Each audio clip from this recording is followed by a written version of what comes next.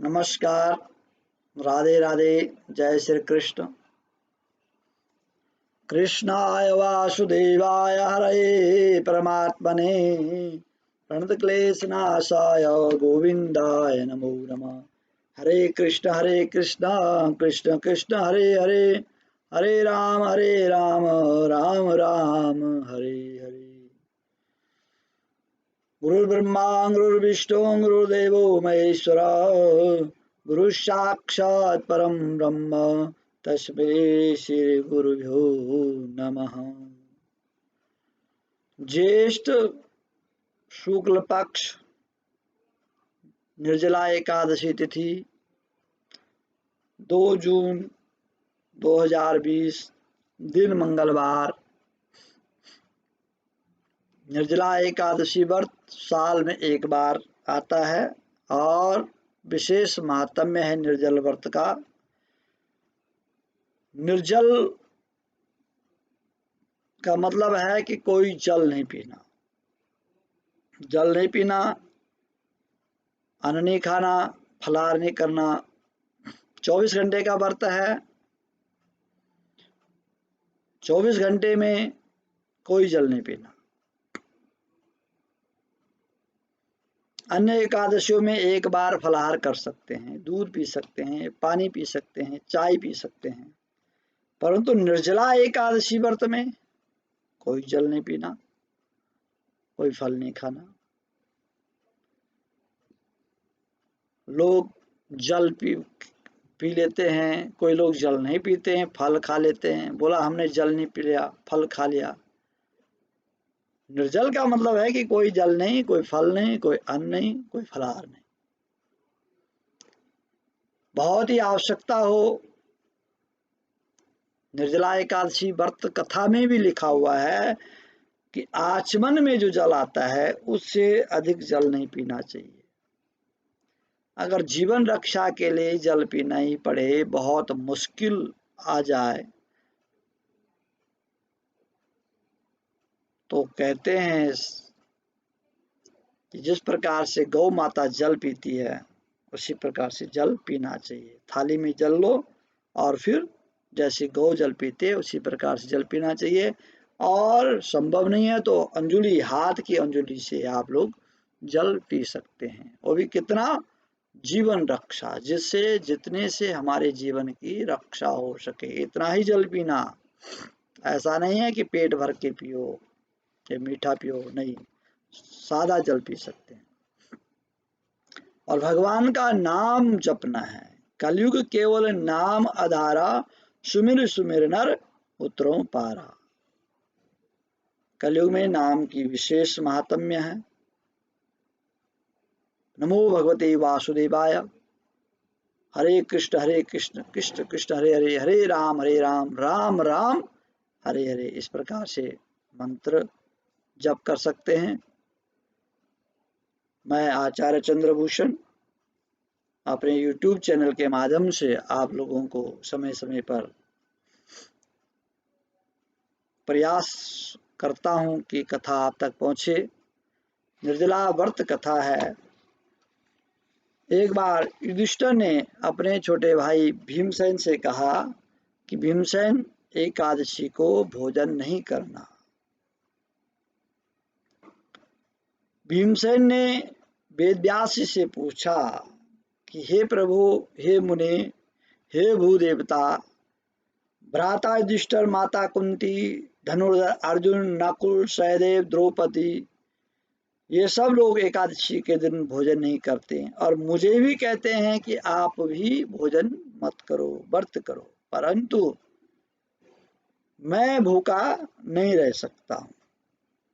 मेरे से व्रत नहीं हो सकता। मैं दान कर सकता हूँ, पूजा कर सकता हूँ, भगवान का जप कर सकता हूँ, तीर्थ कर सकता हूँ, परंतु मैं व्रत नहीं कर सकता। इस प्रकार से भीमसेन ने वेद व्यास जी से कहा।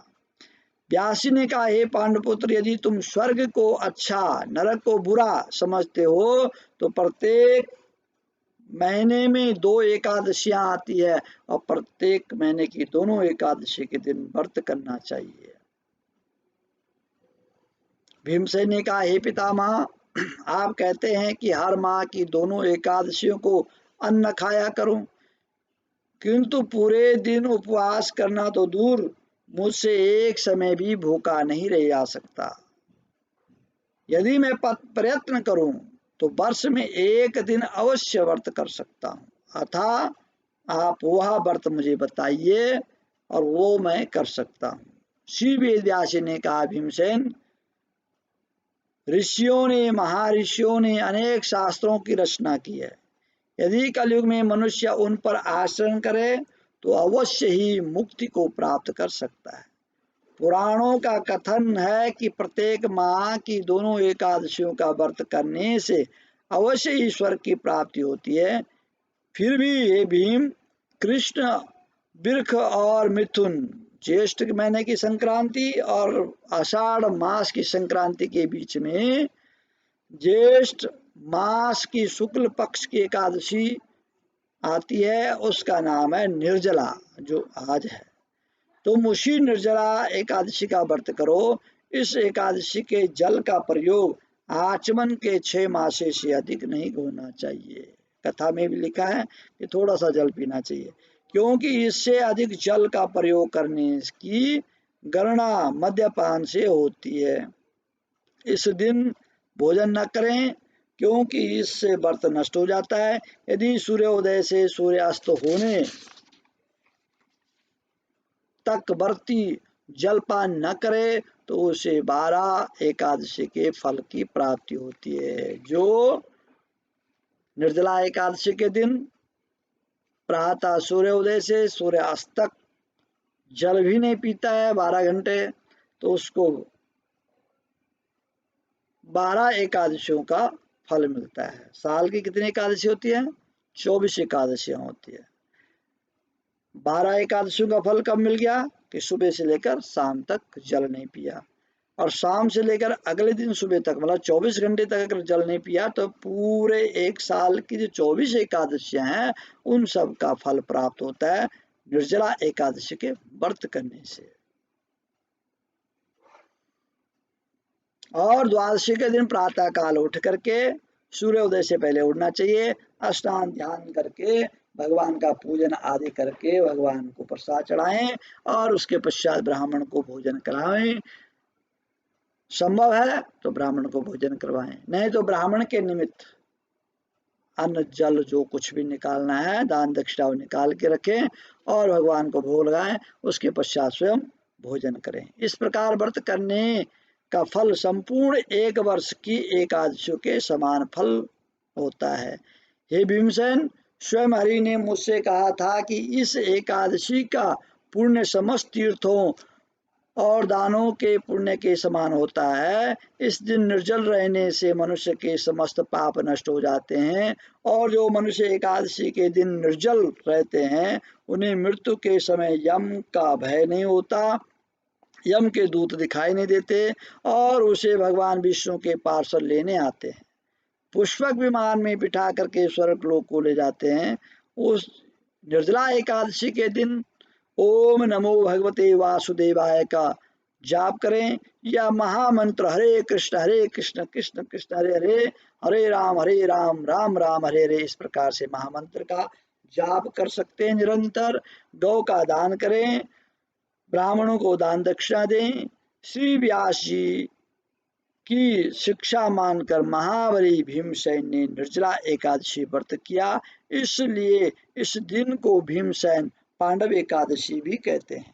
निर्जल व्रत करने से पहले भगवान की पूजा करनी चाहिए और हाथ जोड़ करके विनय करें कि हे भगवान, आज मैं आपकी कृपा से निर्जला एकादशी का व्रत कर रहा हूँ, आप मेरी मनोकामना पूर्ण करें। जो मनुष्य इस प्रकार से प्रत्येक व्रत को करता है और 3 पहर प्रातः दिन शाम स्नान करके कथा सुनता है, कथा पढ़ता है, उस मनुष्य को अनेक अनेक प्रकार का फल पुण्य मिलता है। इस व्रत के करने से मनुष्य विष्णु लोक को प्राप्त होता है और बड़े बड़े पाप इस व्रत के करने से नष्ट हो जाते हैं। जो श्रद्धा और भाव, प्रेम भक्ति से इस व्रत कथा को सुनता है, पढ़ता है, इस व्रत को करता है, भगवान उसकी मनोकामना पूर्ण करते हैं। श्रद्धा और भाव विश्वास के साथ इस व्रत को करना चाहिए। और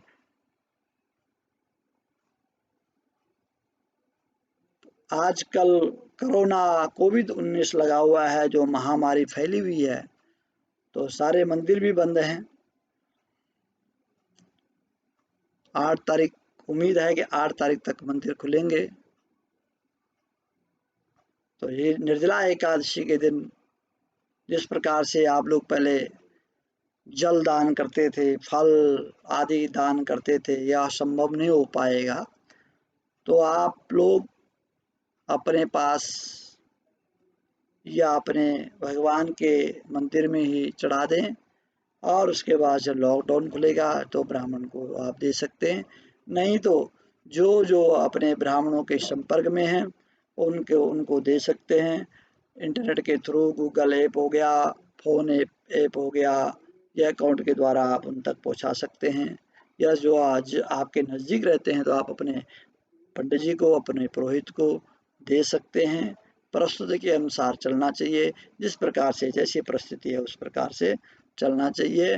तो भगवान की कृपा से आप सब लोग अपने अपने घरों में कुशल मंगल होंगे, और श्रद्धा और भाव भक्ति से इस कथा को करें, इस व्रत को करें और कथा सुने। और मेरे YouTube चैनल को आप लोग सब्सक्राइब करें, लाइक करें, शेयर करें, और आगे हम आपको दोबारा मिलेंगे। जय श्री राधे, राधे राधे, जय श्री राधे।